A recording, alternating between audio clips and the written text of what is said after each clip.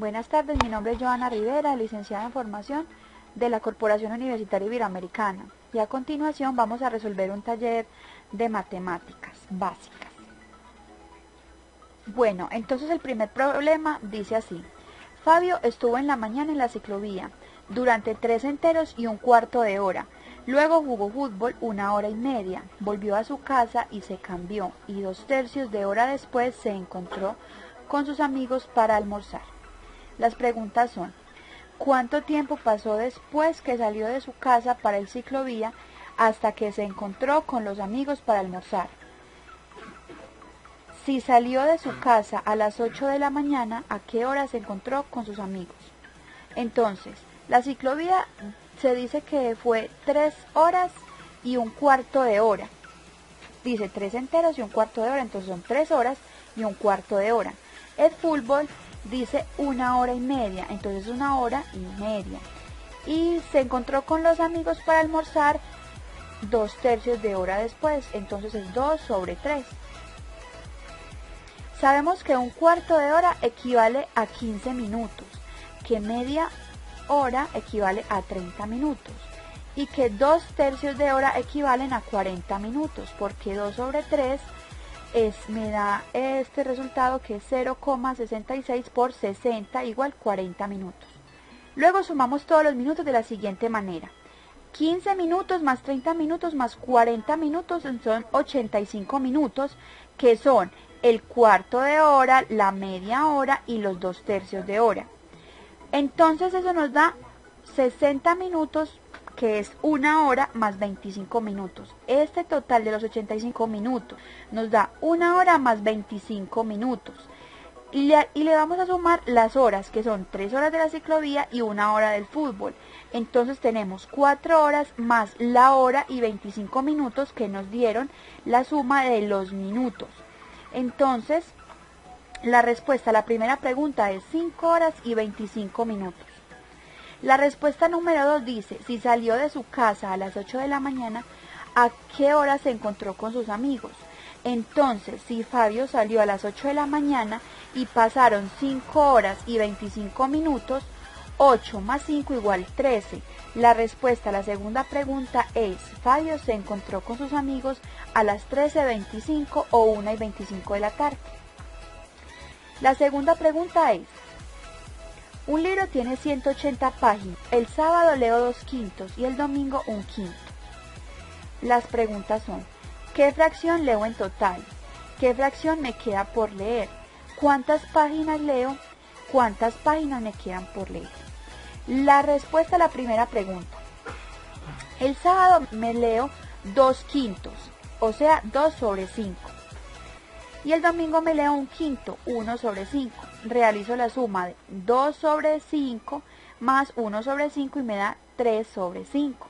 La respuesta a la primera pregunta es que en total leo 3/5. La pregunta número 2. ¿Qué fracciones me quedan por leer? Dice, entonces convierto las 180 páginas a fracciones, 180 sobre 1, y le resto 3/5 que ya me los leí entre el sábado y el domingo. Entonces 180 sobre 1 menos 3/5. Entonces 180 por 5 me da 900. Menos 3/5, eso me da 897 sobre 5. La respuesta a la pregunta número 2 es que me faltan 895 páginas sobre 5. La respuesta a la pregunta número 3, que la pregunta número 3 es, ¿cuántas páginas leo? Si sabemos que me leí 3/5, dividimos 3/5 y me da un total de 0,6 páginas. Un poquito más de media página.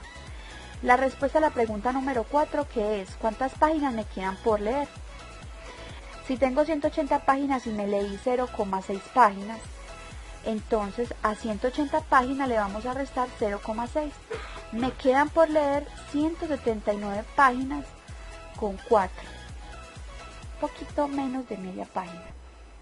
La pregunta número 3 dice, en un día de trabajo de 8 horas, un obrero ha hecho 10 cajas. ¿Cuántas horas tardará en hacer 25 de esas mismas cajas? Se realiza una regla de 3 básica. 8 horas es igual a 10 cajas. ¿Cuántas horas sería igual a 25 cajas? 25 por 8 dividido 10 y me da igual a 20. El obrero tardará 20 horas en hacer las 25 cajas. La pregunta número 4. 12 obreros han hecho la mitad de un trabajo en 18 horas. A esa altura de la obra, 4 obreros dejan el trabajo. ¿Cuántas horas tardarán en terminar los obreros que quedan? Bueno, la respuesta es igual, una regla de 3. 12 obreros, ¿cuántas horas tardarán? Si 8 obreros tardaron 18 horas, entonces 18 por 12 me da 216 y lo divido por 8, igual 27 horas. Entonces, los 8 obreros se tardarán 27 horas en terminar la obra. La pregunta número 5.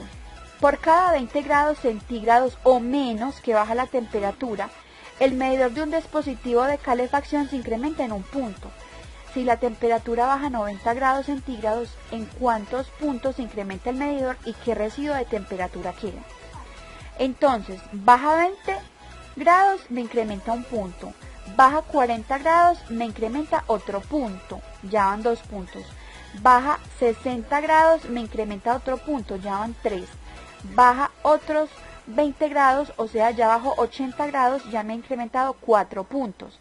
Baja 10 grados y me incrementa otro punto porque dice muy claro, por cada 20 grados centígrados o menos que baja la temperatura, el medidor de un dispositivo de calefacción se incrementa un punto. Entonces, al bajar los 90 grados ya me habrá incrementado 1, 2, 3, 4, 5 puntos. Se incrementan 5 puntos y no queda residuo de temperatura. La pregunta número 6 dice, las uñas están compuestas de una proteína dura llamada queratina. La media luna de la base de la uña, llamada lúnula, está cubierta de una capa de piel llamada cutícula.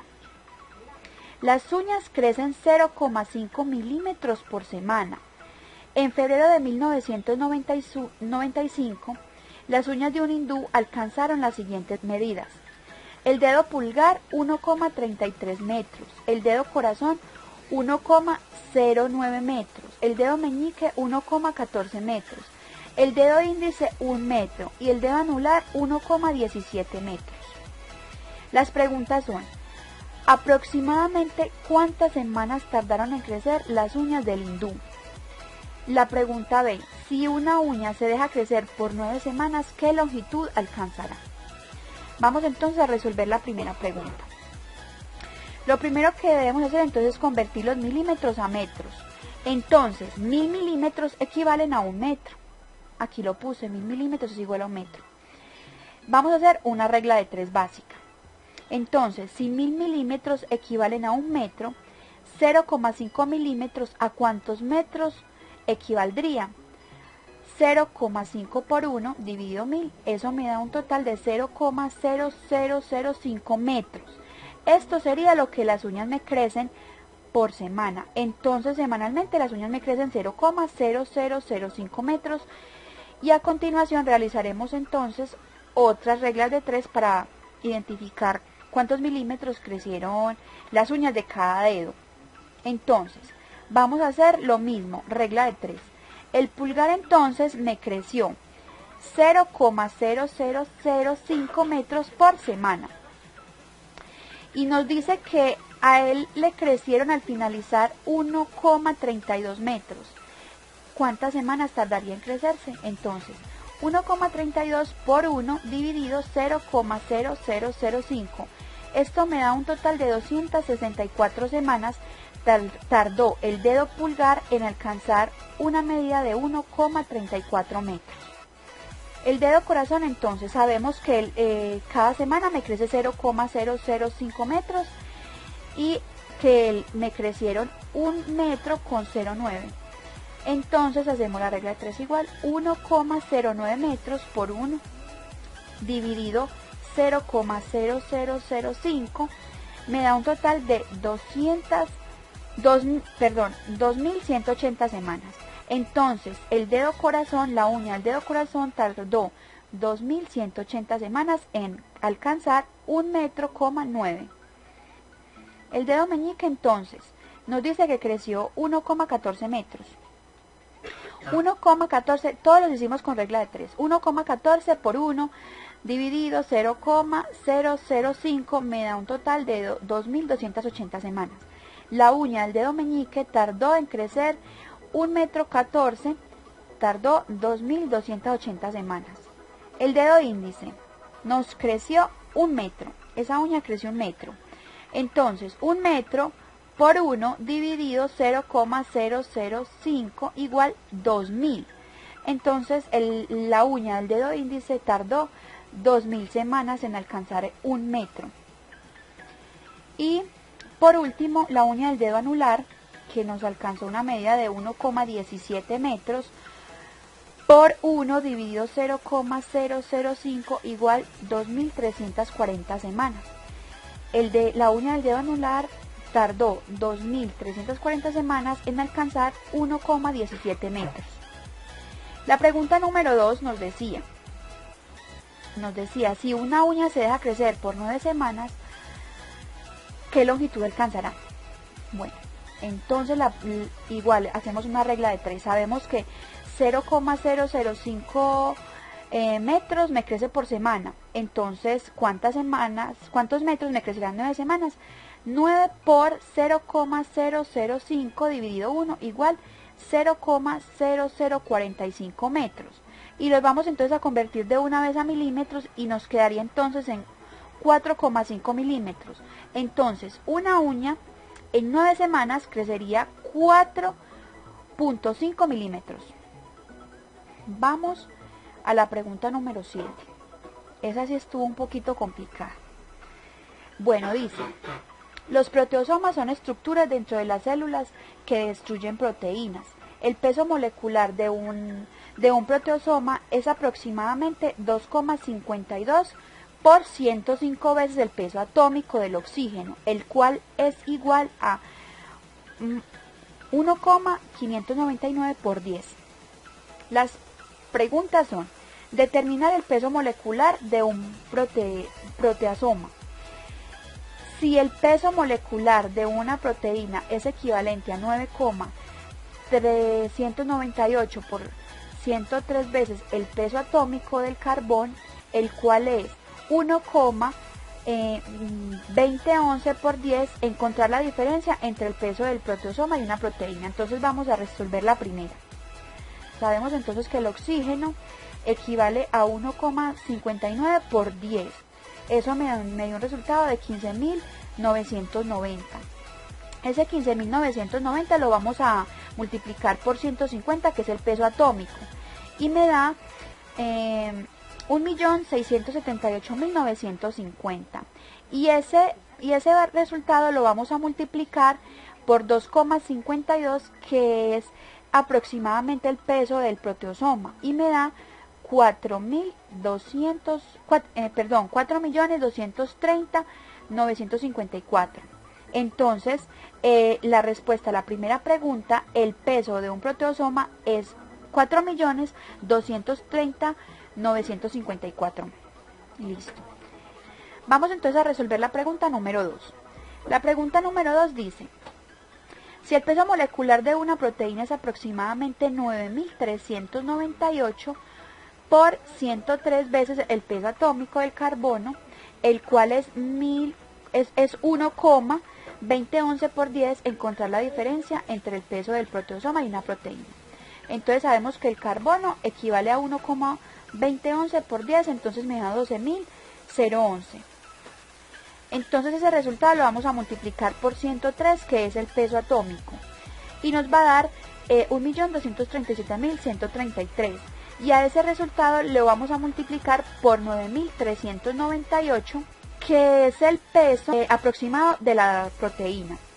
Y nos da un resultado de 11.626.575.934.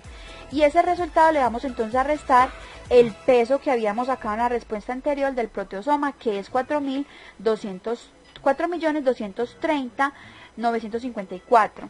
Entonces, 11.626.575.934 menos 4.230.954, y eso me da un resultado de 7.395.621.934. Entonces sabemos que la diferencia entre un proteosoma y una proteína es de 7.395.621.934. Para finalizar entonces vamos a resolver la pregunta número 8. Dice, en el laboratorio de la sucursal principal se está estudiando una población de bacterias que crecen cada día. En la siguiente tabla se muestra la cantidad que había inicialmente y la cantidad presentes transcurridos 1, 2 y 3 días. Esta tabla entonces la saqué del taller. Dice que entonces el primer día tenía 3, el segundo día tenía 9, el tercer día tenía 27. Entonces, basándome en eso, me doy cuenta que cada bacteria se multiplica 3 veces por día. La pregunta era, si el incremento sigue con la misma regularidad como se muestra en la tabla, ¿cuántas bacterias habrá en total a los 5 días? 3 por 1, 3. 3 por 3, 9. 9 por 3, 27. 27 por 3, 81. 81 por 3, 243. Entonces 243 sería la cantidad de bacterias que se generaron en el quinto día. Bueno, muchísimas gracias por haber visto el video.